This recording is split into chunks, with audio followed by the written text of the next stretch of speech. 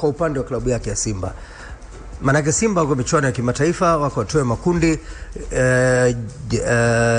juzi kwenye makao makuu ya michezo tulikuwa na taarifa ya golikipa namba 1 Kamara kwamba atakuwa nje ya dimba kwa zaidi ya miezi miwili, na kwa kuna taarifa kwamba uongozi ulikuwa unafikiria kuvunja mkataba naye waweze kutafuta golikipa mwingine wa kigeni kwa sababu bado wana wasiwasi na Yakubu.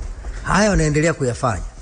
Haya makosa anayofanya Yakubu wakati Simba wako katika hatua ya makundi, na Kamara ndo huyo atakuwa nje kwa miezi miwili. Hapa kuna mechi mbili hapa. Kwa hiyo miezi miwili na zaidi inasimamaje kwa mashabiki wa Simba? Na number 1 huyo wa Simba sasa hivi Yakubu Suleiman.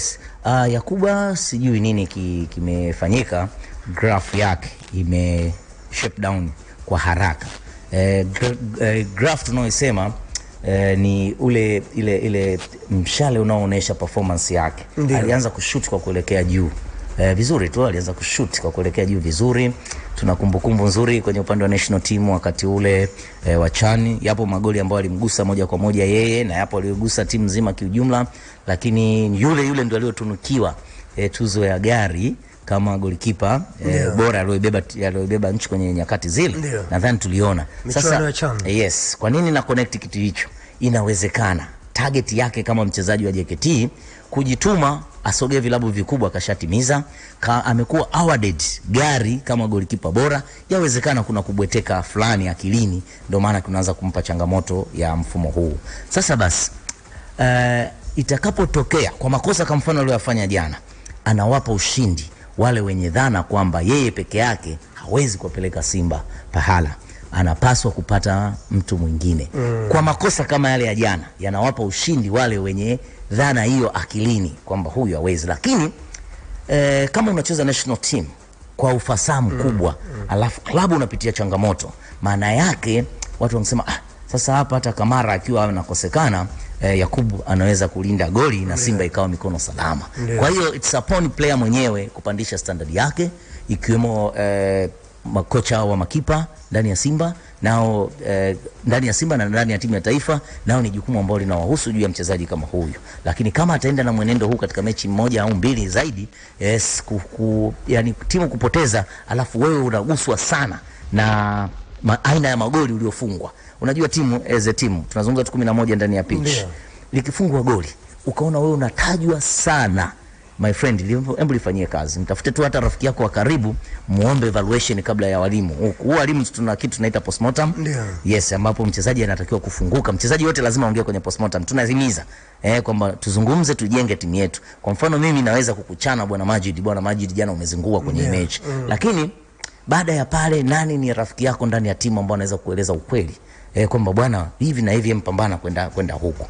Kwa hiyo kuruhusu gap la Simba kutaka kipa mwingine kwa kile kilichoonekana jana, na kama ataenda na mwenendo huu, it's obvious mahitaji yataonekana ni wazi, wanahitaji golikipa mwingine. Lakini yeye anatakiwa kuwasuta. Kama unakumbukumbu nzuri, nilizungumza awali kwamba magolikipa kwa nature ya goalkeeping, siku hiyo anaweza akawa shujaa wa game, na siku hiyo akawa hasimu wa game, kwamba amekwenda kinyume na mahitaji ya mchezo. Kwa hiyo ana nafasi ya kugeuka yeye kama kinyonga na akaimbwa tena na kutajwa kama shujaa wa Simba. Sasa msikilizaji, unaweza kuchangia pia kwenye haya ambayo unasikiliza, na tumeanza na timu yetu ya taifa ya Tanzania, Taifa Stars, baada ya kupoteza mchezo wa jana kwa goli 4-3 wakicheza na Kuwait. Na kumbuka kwamba mechi iliyopita walicheza na Iran, ambao katika rank za FIFA Iran wako mbele zaidi ya Kuwait.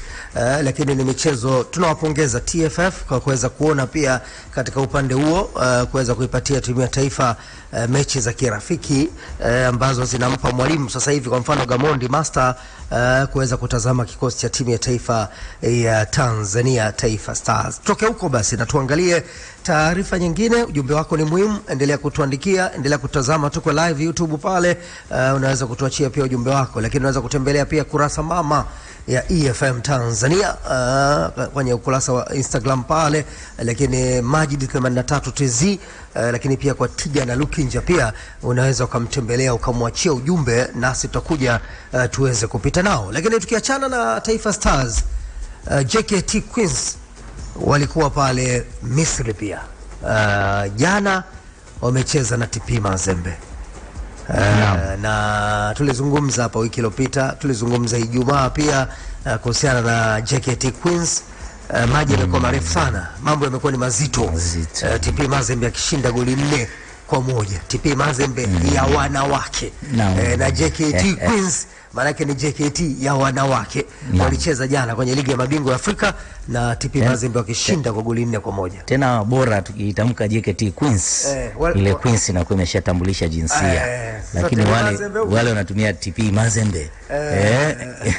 Kwa mwangalia mlinda mlango wa TP Mazembe Nyanda yule, lakini ni timu ya wanawake. Sasa ngoma iliisha 4-1. JKT wanatangulia wanafunga siku ya ASEC.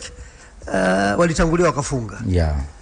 ASEC wakasawazisha, ngoma ikaisha 1-1. Jana wametangulia wamefunga. Matumaini yakawa ni makubwa. Lakini Mazembe wanakuja wanasawazisha kwa mkwaju wa penalty, na baada ya hapo ikawa ni mafuriko kwa upande wa JKT Queens na kufungwa goli 4-1 na kuondoshwa katika mashindano ya ligi ya mabingwa. Mechi 3, alama 2, mikwaju ya penalty kila mechi. Kwa sababu mechi ya kwanza penalty. Mechi ya pili penalty. Mechi ya 3 penalty. Ni mambo ya mchezo tu haya. Mambo ya mchezo, japo ina indicate kitu kutoka kwenye technical staff. Lazima waseme na players wao.